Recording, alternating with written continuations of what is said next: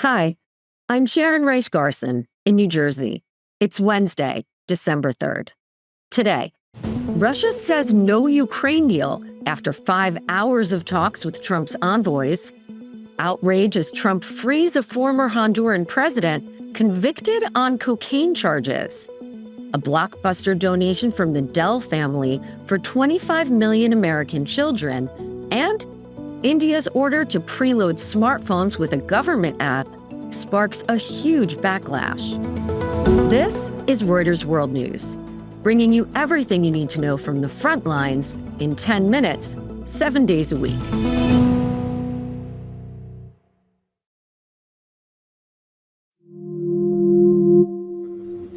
So pleased to see you. No Ukraine compromise.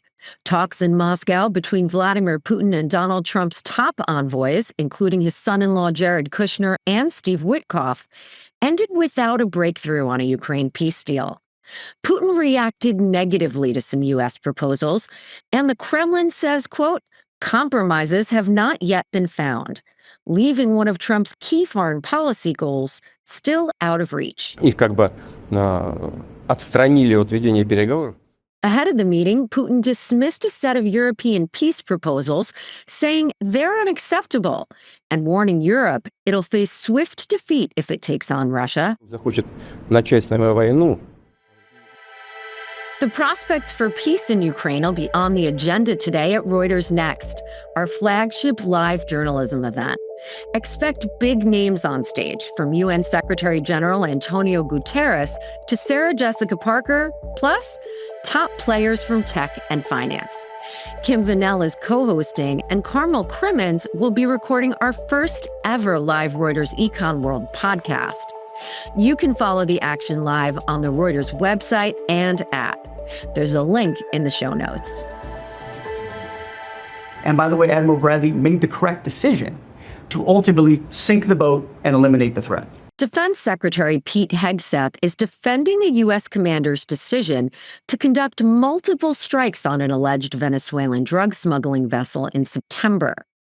Critics have questioned the legality of a second strike on survivors. So you didn't see any survivors, to be clear, after that first strike?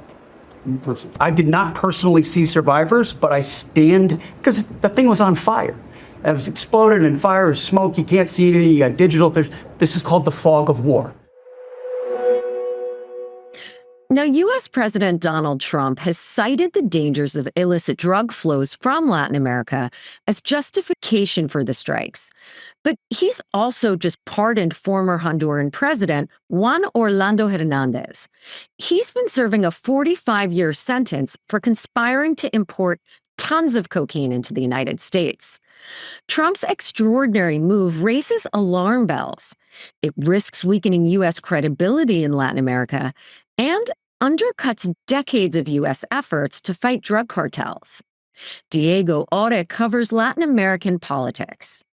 So he won a second term in 2017, but the election was plagued by irregularities. So after that, Honduras took the streets and almost 30 people died in protest. And also in his second term, the U.S. made public that he was investigating him for alleged drug trafficking. Right now, Hondurans have not forgiven Hernandez for bending the law to run for a second term and winning the election through fraud. And today, most people disagree with his release from prison. They say it's a mockery of Hondurans in U.S. justice. Meanwhile, Honduras' current presidential election has turned into a chaotic nail-biter. Centrist Salvador Nasralla has a razor-thin lead over Trump's conservative pick. Just 68% of the votes are in after major delays and system failures. Fewer than 9,000 votes separate the two men. Nasralla says he's ahead despite efforts to muddy the process. Trump is alleging fraud without evidence and warning of consequences if results change. Honduras' election authority is urging calm as it scrambles to fix a system failure that's left about 20% of votes uncounted. Now to markets, and we've got Mike Dolan from Morning Bid with us. Mike, what do we need to know today? Today we're talking about the latest twist in the saga of who Donald Trump names as the next Fed chair, likely to be Kevin Hassett at this point. And we'll be talking about a 10% surge in Boeing's shares on Tuesday night.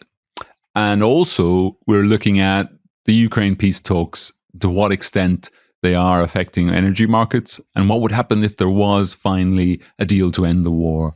So for any of those stories, please tune into the podcast later. Thanks, Mike.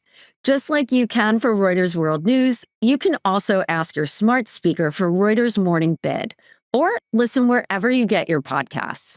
You can also watch on Spotify.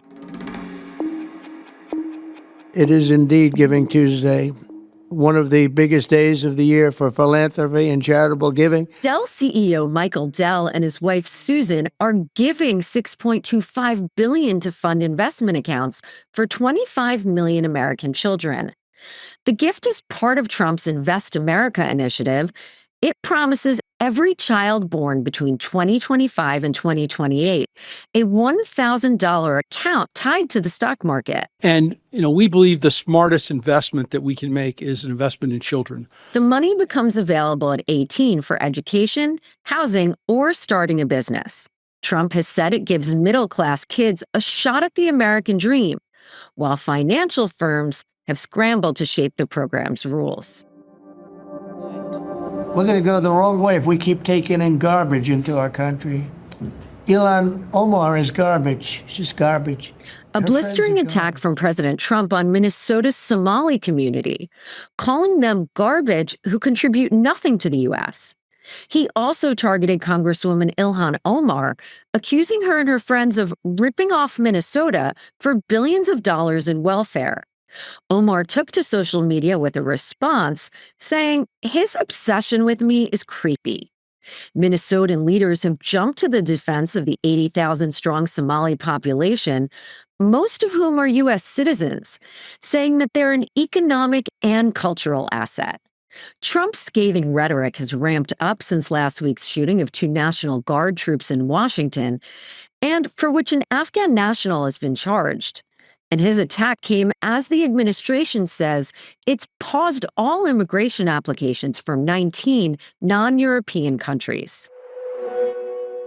After a political firestorm has broken out in India over a plan to preload a state-run cybersecurity app on smartphones, the government is backpedaling.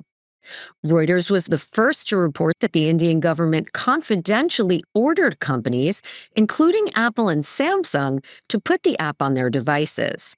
Sources told us that Apple does not intend to comply with the directive, and now a softening stance and a willingness to amend the original order. Reporter Aditya Kalra has been covering the story from New Delhi. So the Indian government's app is basically to be installed in various phones which it wants, helps block stolen mobile phones. It uses your IMEI numbers, and the government says that you can use these numbers to block your stolen phones so that they cannot be misused. So from the government's perspective, it's a cyber safety app because there's rising incidents of cyber fraud in India, hacking. Where the problem really comes from is that the government is not saying or encouraging users to simply download the app. They are saying that the manufacturers like Apple, Xiaomi, Vivo, Oppo, they need to mandatorily put this app onto their phones when they are sold. And the old phones should kind of get it as a software update. Now, that's really worrying for the smartphone manufacturers and the privacy advocates because they see this kind of an order to mandatorily preload an app as something that is invasion of privacy and could potentially be abused as a surveillance tool. And that's why it has caused a huge uproar in Parliament with the opposition parties demanding an immediate rollback of the order. Aditya says there's a lot at stake in the world's second biggest smartphone market. We have 735 million smartphones in the country, so the stakes are pretty high. Both from the smartphone manufacturers' point of view, the privacy advocates, who of course see this as a way to get into the smartphones of more than, of all the Indian citizens. But of course, the government continues to say that this is a cyber safety app intended to save citizens from any potential abuse of their phones in the future.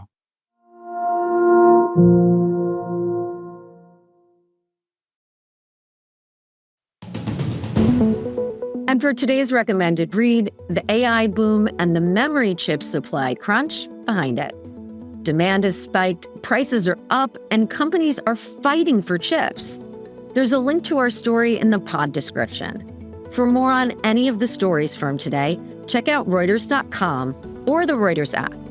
Don't forget to follow us on your favorite podcast player. If you're listening on a smart speaker, just ask for the latest news from Reuters 7 days a week. We'll be back tomorrow with our daily headline show.